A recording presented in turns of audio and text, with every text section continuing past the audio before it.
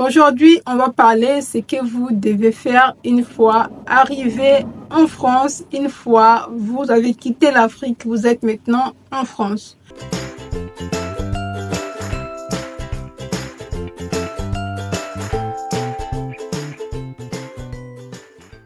Première des choses, quand vous arrivez en France, il faut savoir que vous devez valider votre visa. Il est important de valider votre visa dès votre arrivée. Le lendemain, même si vous avez le temps, de vous connecter parce qu'on va vous donner toutes les informations, de vous connecter et de faire l'effort de valider votre visa. Parce qu'il y a certaines personnes qui sont négligentes. Si tu oublies et que tu dépasses le délai de validation, la France est un pays rigoureux, il fait attention à tout. Tu vas rester dans une situation irrégulière, ça veut dire que tu ne peux pas avoir le titre de séjour et ça sera un parcours de combattant. Donc, pour ne pas rester dans cette situation-là, il faut penser à vraiment valider votre visa. La deuxième des choses, c'est payer le CVEC. Et oui, le CVEC, c'est le mutuel des étudiants. Tu dois te connecter sur le site des CEPAM. On va te donner normalement toutes les informations. Tu payes le CVEC. Le troisième des choses, tu vas penser à ouvrir ton compte bancaire. Et si possible, pendant que tu ouvres ton compte bancaire, tu demandes la responsabilité civique, l'assurance. Parce que cette assurance est très importante pour l'inscription. Ils vont te demander si tu as une assurance de responsabilité civique. Même pour la maison aussi, parfois c'est important. Pour les stages aussi, c'est important cette assurance. Normalement, ça ne coûte pas trop cher si tu passes par ta banque. Il y a aussi des mutuelles qui existent là où tu peux payer ça. Mais si tu ouvres ton compte bancaire, tu peux le demander dans ton packaging. Tu auras moins de frais peut-être à payer. Et il faut savoir aussi, tu dois faire l'inscription. Si dans ton établissement, les inscriptions sont ouvertes en deux phases, en ligne et physique, tu dois penser à te connecter sur le site de l'université ou te présenter physiquement pour prendre des renseignements pour l'inscription. Même si tu as une personne qui est au courant comment ça se passe, ou tu as une grande soeur ou un grand frère qui va faire des démarches pour toi, il est nécessairement en tant qu'étudiant que tu sois déjà responsable, tu te connectes, tu regardes, tu lis ce qui est écrit, même si ce n'est pas toi qui vas faire l'inscription, tu sais comment ça se passe. Maintenant, si tu vois que tu comprends rien du tout, tu peux te rapprocher aussi de la scolarité de ton établissement pour demander les renseignements, les informations, les inquiétudes que tu ressens. C'est très important.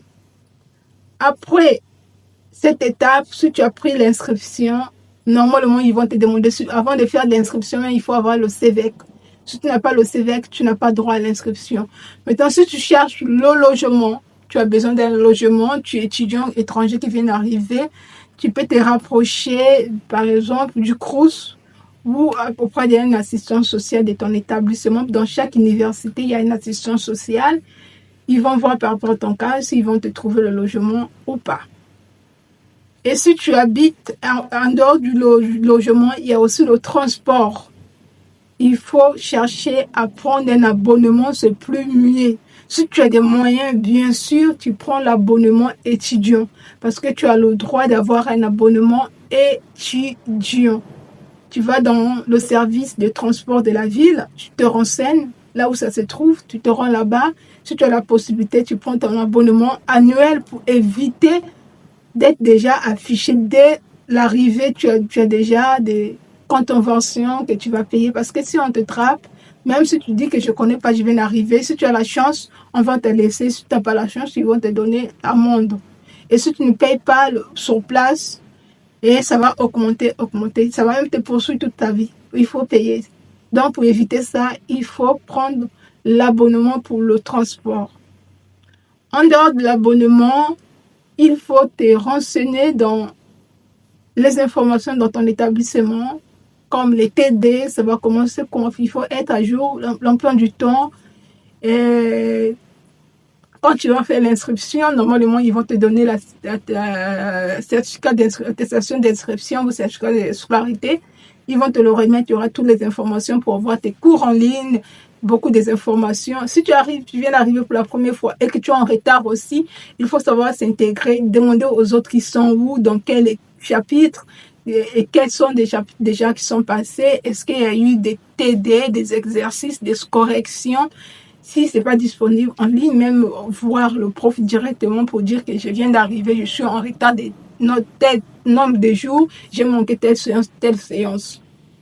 Donc, voilà ce que vous devez faire normalement pour la partie administrative. Quand vous êtes arrivé pour la première fois, il faut avoir son dossier déjà tout prêt, depuis le bled, tous les dossiers pour l'inscription. Regardez aussi sur le site quels sont les dossiers à fournir. Normalement, on va vous envoyer le mail pour dire les dossiers à fournir, les frais de scolarité. En ce qui concerne les frais de scolarité, vous pouvez payer en ligne par carte bancaire. Sur place aussi, c'est par carte bancaire. Maintenant, si vous n'avez pas la carte bancaire, vous n'avez pas personne sur place qui peut payer pour vous, qui peut vous donner sa carte bancaire pour que vous lui donnez les espèces, parce que le temps que tu ouvres ton compte bancaire, tu n'auras pas ta carte Visa le même jour. Et donc, il y a une seule solution qui existe, c'est de demander à ton établissement de dire que je n'ai pas la carte bancaire, qu'est-ce que je dois faire? Normalement, ils ont cette facilité-là de se connecter avec la poste. Ils vont te donner un bordereau, c'est pas quoi là, de paiement. Tu te rends à la poste, la banque, la poste, normalement, ils ont un espace banque postale.